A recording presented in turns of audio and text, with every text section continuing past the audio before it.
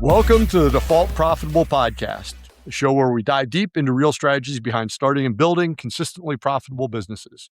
Whether you're a founder, a leader, or just a curious builder starting to dream, this podcast is a toolkit to make profit a default setting, not a lucky outcome. I'm your host, Matt Nettleton, and today my guest is Chris Boots. Chris, welcome to the show. Hey there. It's good to see you. Long time no see. It has been a while. Another one of the guests that I've had on that I think I've known you more than 20 years now. That is correct. Yes, that is correct. Yeah. So while I know you, the people listening don't. Why don't you take 2 or 3 minutes to introduce yourself? All right. My name is Chris Boots. I'm originally from Pendleton, Indiana. I live in Fishers now. Very entrepreneurial at heart. I started a casket manufacturing company in 1999. We actually made 3 moves as we grew the business. Extremely thankful for all of those opportunities that I have. I'm sure we'll get into more detail with that. Ended up selling the business in 2020, and then started just kind of put my toe in the water for real estate. And well, Matt, you have history in real estate, don't you? Yeah. Yep. You do. And decided that was not for me. But I do like technical jargon. And so I kind of jumped into commercial business insurance. And I've been doing that for about 5 years now. So love it. Absolutely love it. All right. So there's really 3 businesses in there. So why don't we start with 1999? You're sitting around on a Wednesday afternoon and you go, I know what I'm going to do. I'm going to start a casket business. Well, there you go. I mean, who hasn't had that thought? Who hasn't? And that's by design. And that's probably a little bit of my whole mantra today in this podcast is you got to think different. Yeah. And it was 1999, and I actually worked for my wife's uncle in a cabinet shop, and we built custom cabinets. I was very involved in design and sales, and actually the building of the cabinets. Sorry. One day I'm building this floor-to-ceiling pantry cabinet, and it's sitting on a cart. It's laying on its back on this cart. And it had some angles on it and this kind of thing. And I knew in my head, I always wanted to have my own business. Didn't know what it was. Had no idea what it was ever going to be. But I did want to have my own business. And I looked at that cabinet and I'm like, well, that kind of looks like a casket on the top. Maybe I should try that.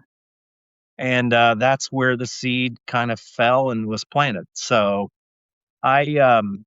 so back then in 99, we didn't have, maybe the internet was just kind of, coming around with the AOL and the doo-doo-da-dee. You remember that? Yep. Oh, yeah. You got mail. Yeah, exactly.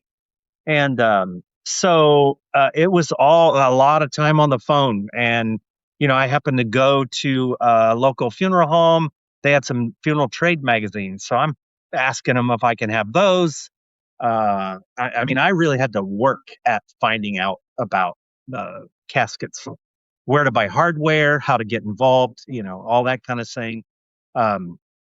Ended up seeing an ad in one of the I'll never forget, sitting on the bed at night, and I'm going through these trade magazines with caskets, and my wife is like, "What are you doing? And why are you doing this?" So I kind of enlightened her to the dream and kind of went from there. But I did find out that there was an association called the Casket and Funeral Supply Association, of which I joined and later became a president of down the road.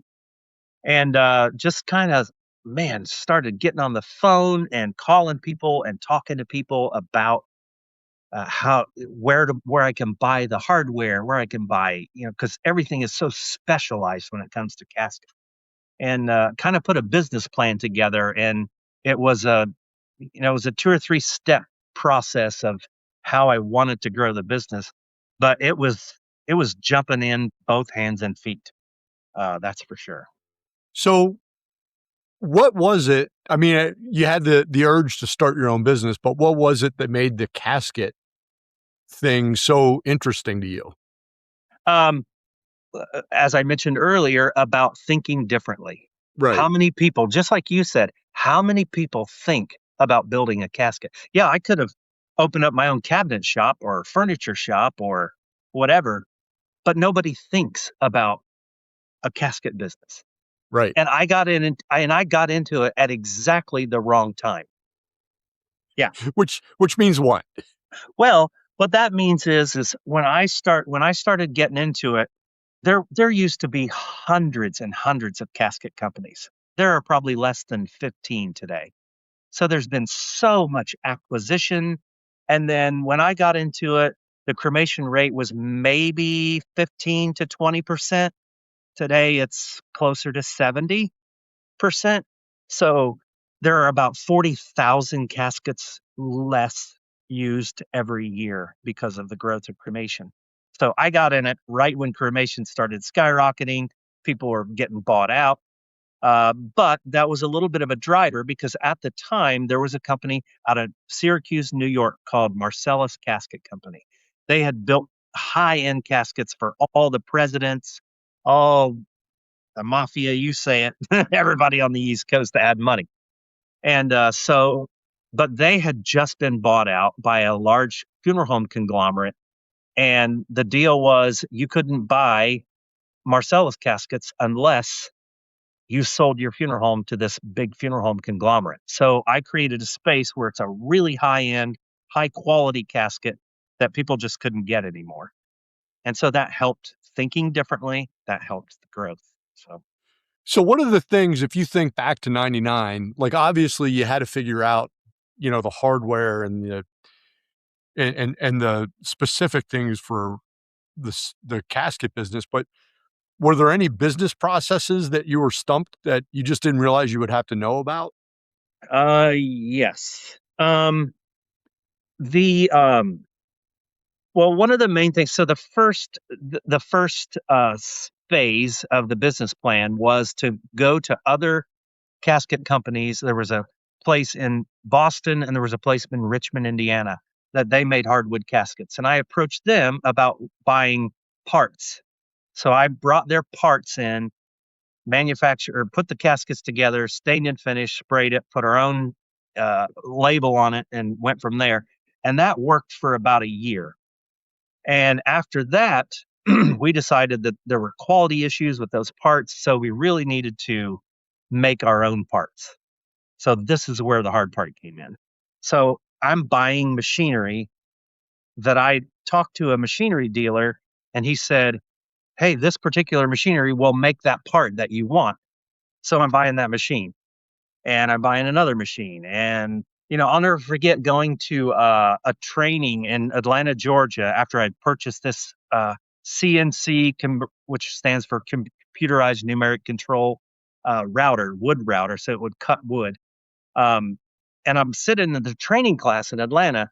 And about halfway through the week, I looked at the guy and I said, I'm getting trained on this machine. I've never seen one of these machines. What do they look like? He goes, "Oh, well, your machine is downstairs in the warehouse. Maybe we should go see that." Yeah, that would help. Yeah. So I That went would help. down, the whole class went and we were looking at the machine. Um, but what I didn't understand at the time, even when I bought the machine, that those machines are all based off of CAD work. So I had no idea how to draw in CAD on a computer. Didn't have a clue. So I spent long nights and weekends trying to learn CAD software. They never taught that when I graduated in '84 Right. from high school. We didn't have that class Right. At all. at all. Yeah. So it was learn as you go. I mean, crazy. Yeah. So one of the things, so there are three things that most people say you have to have in order to start a business. You got to have a well-developed strategic plan. You got to have 6 months Correct. of savings, and you Yep. got to have a good idea of what your clients will pay for. That is correct. So out of those three Totally agree. things, how many did you have? I had the plan. Um, didn't so much have the savings. However, I did approach 3 entrepreneurs about investing in the company. So that helped take the money part and the launch.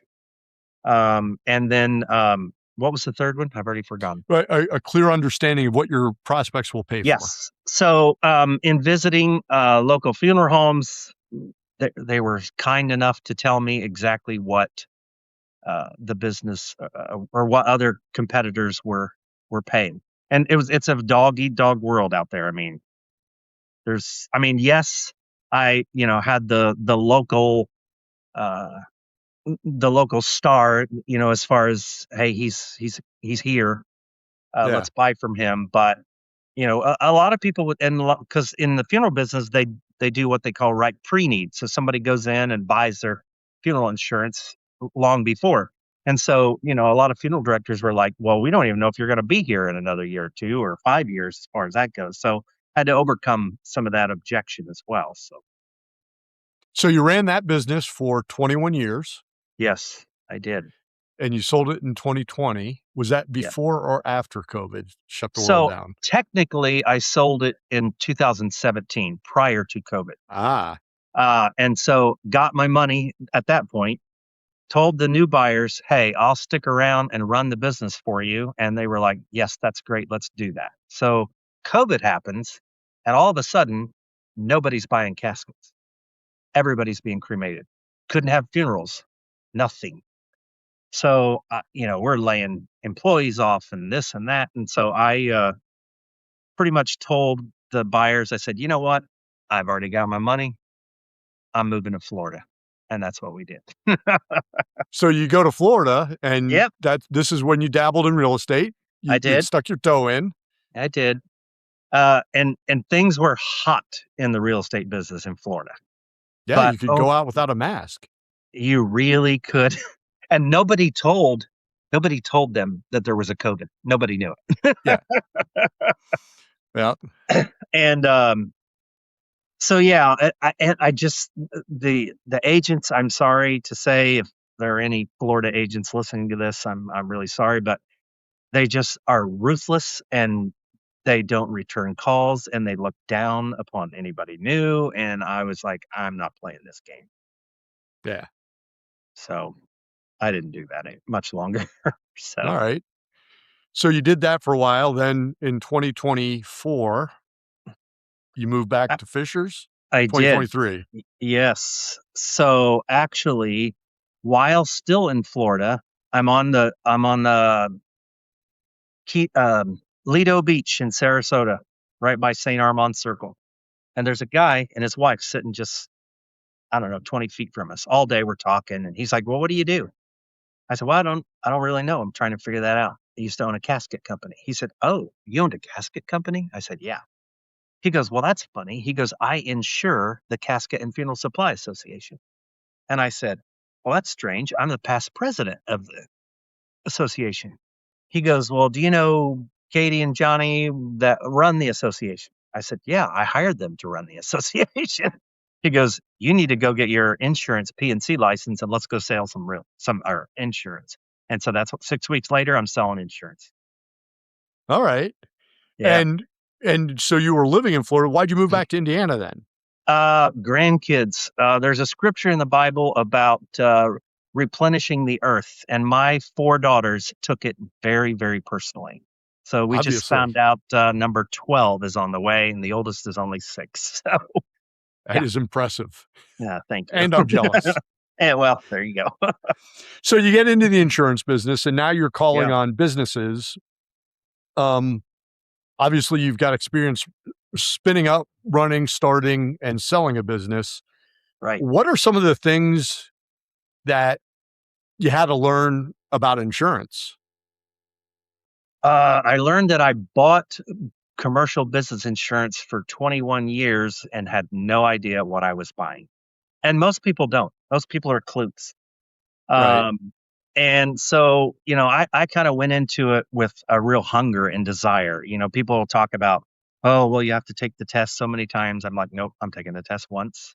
That's a no brainer, non negotiable.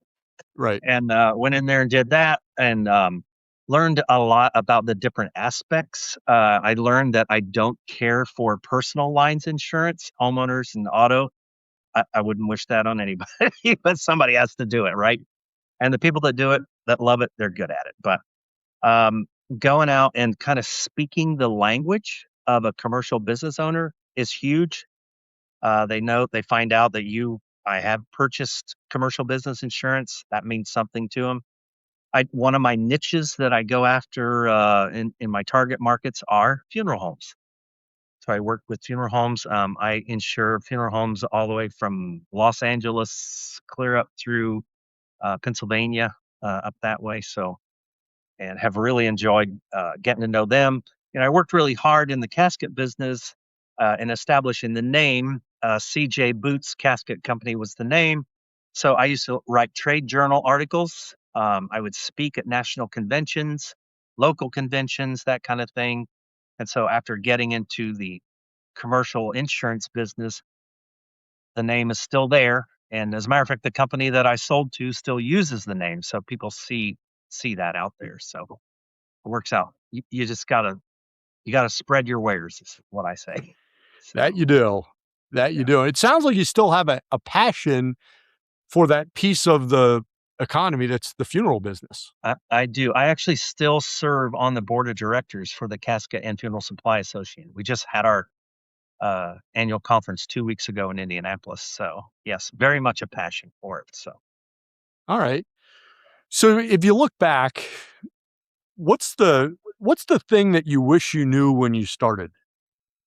All the way back in '99. oh boy. Well, I that's a great question. I mean, it was a lot of work. Because especially because this wasn't a service business. This was a manufacturing company with huge overhead. I mean, at one point, I had to sign my name to, you know, 3.5, $4 million in loans out there and make those payments. Um, but in the end, and I'm doing sales training. There's part of the million. Yeah. Yep. But you know what? It was worth every penny of it. What I knew, I wish I had a little more knowledge about how businesses are set up and how, if there's a business out there that hasn't been through some sort of legal issues here and there, you're probably not telling the truth because everybody goes through it. And we did it too. We had, stuff with employees, stuff with former business partners. Um, I think I'd probably work harder at not having business partners and really work harder at doing my own thing. Because when you start up, everything's roses and butterflies and, candy and all that cotton candy and all that kind of stuff. But pretty soon, all that goes away. And then there can be power struggles and there can be this, that, and the other. And I kind of wish I'd have worked harder at just being solo, to be honest. Yeah. Yeah. All right. So you've been around this for a while. At Yeah. some point, I can guarantee that you have had a friend who works for some big megacorp sit down next to you and say, Chris, listen, I've worked for this big company for a long time. I want to go start my own thing. What advice do you offer them when they say that?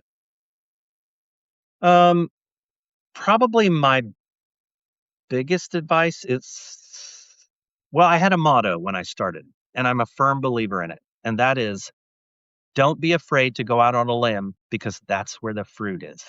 Yeah. Love that motto. But man, do your research. And research is way easier today than it was in Yeah. 1999. Yeah. Do your research and the biggest thing I think is think differently. Uh, I cannot stress that enough about thinking differently. Yeah. Well, it's funny because you were making cabinets and you didn't say, I want to own my business in the funeral industry. You said, I want to own my business. And you Correct. looked around and saw Right. the opportunity. Exactly. Yeah. And Exactly. and it was dressed up as hard work, but it was still something that you were willing to do. I mean, I you were was. you Yep. were joining wood to make square shapes. Exactly. Yep. And curved tops. and curved tops. Yeah. Yes, exactly. All right. So we can do this for one of 3 dates. You can pick either your first day in insurance, your first day in real estate, or your first day running the casket company. Which one would you like to go back to? The first day. So here's the question. Yeah. If 2026, Chris, could go back and sit next to 2023 insurance Chris, 2021, 2020 real estate Chris, or 1999 casket Chris, you could sit down and you could say, listen, 20 years from now, you'll look back, this all worked out.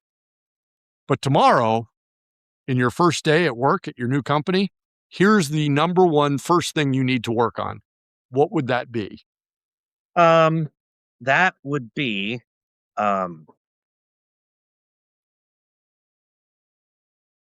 understanding cash flow, paying the bills, how important that really is.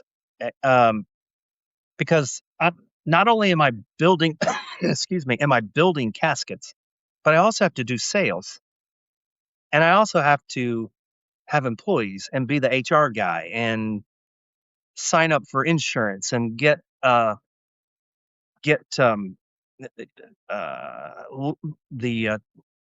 what is it, the technical side of as far as up in the business plan. I gotta have relationships all on paper of the structure of the business and what the working agreements are and all that kind of stuff. So I'm doing all this at once, which was Yes. crazy. Yeah. Yeah. Well, A but lot of that's what I think every business owner walks in on day one and they get Yeah, overwhelmed by details. they do. Yeah, yeah, very much so. And you can. One thing I had to learn was don't major in the minors. It's not worth it. It really is not worth it. Yeah. Um, and then the whole idea of having employees, bringing employees on. I mean, we grew very, very fast.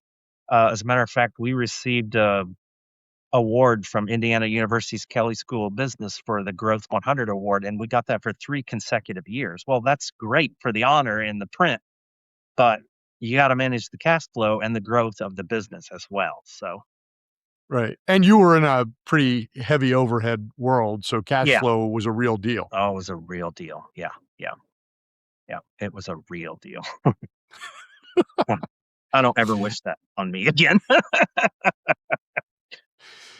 So that's a quick 23 minutes, but any other tips you would give for somebody? Obviously think differently, Think differently. attack the opportunity. I mean, that's what I heard. Attack it. Yep, for sure.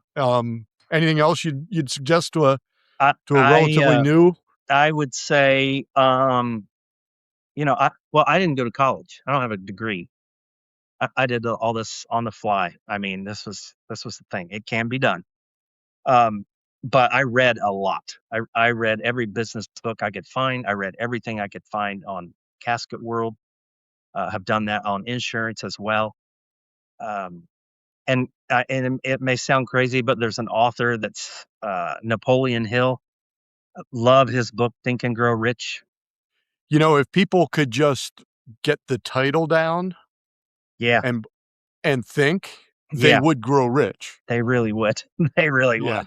And I Yeah. still to this day occasionally listening to Earl Nightingale's the greatest secret or the strangest secret. Sorry, Strangest on secret. Yep. YouTube. It is again. It's all about thinking and differently. Yes. Yep. What you put in your head. Earl Nightingale says in that clip, he's like, your mind is like the dirt.